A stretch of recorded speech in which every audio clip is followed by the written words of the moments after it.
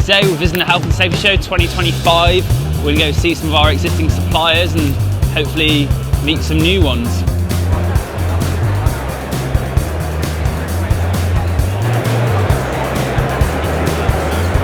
We've just had a little look around the U-Power stand, which is right at the front of the show.